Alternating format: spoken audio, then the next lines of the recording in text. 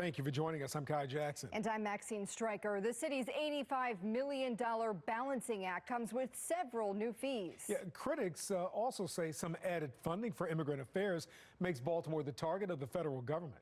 Tonight, we have team coverage on what was and what wasn't covered in this year's budget, beginning with Jeff Abel and the new rounds of fines and fees. Jeff. Well, city leaders have passed the largest budget in this city's history today. It does not include property taxes, but it does increase fines and fees. And for many residents, the impact will be significant. At City Hall, the budget process was in its final stretch. I ask you to have a backbone here. We have a responsibility. And patience was wearing thin. Now is not the time to raise taxes and fees. We're not here to be rubber stamps. We're here to do a job. And we need to do this respectfully and not be offensive. With the city facing an $85 million deficit, city council members struggled to come to terms on the mayor's proposal to balance the city's budget.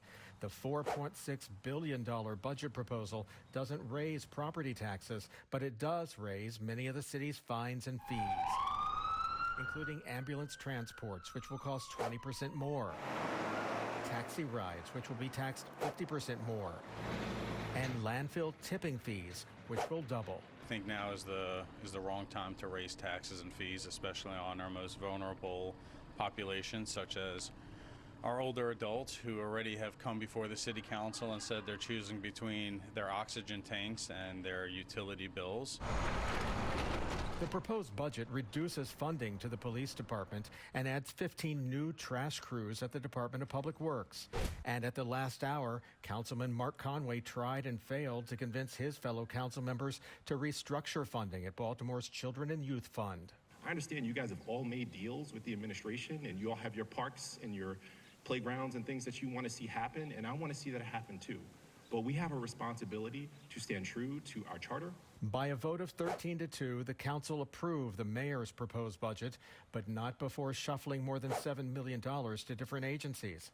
What stays, however, are millions of dollars worth of increases to fines and fees. They always say that a lot more money is going to be raised than what actually happens. And that's my concern, is that we're going to be having the same discussion a year from now saying, okay, these fee increases didn't work. What do we do now? Well, in a statement tonight, the mayor thanked council members for passing what he calls a balanced and equitable budget. We're live at City Hall tonight. Jeff Abel, Fox 45 News. Hi, I'm Maxine Stryker. Thanks for watching. Don't forget to like this video and subscribe to our channel, and check out Fox Baltimore on social media to find more stories like this.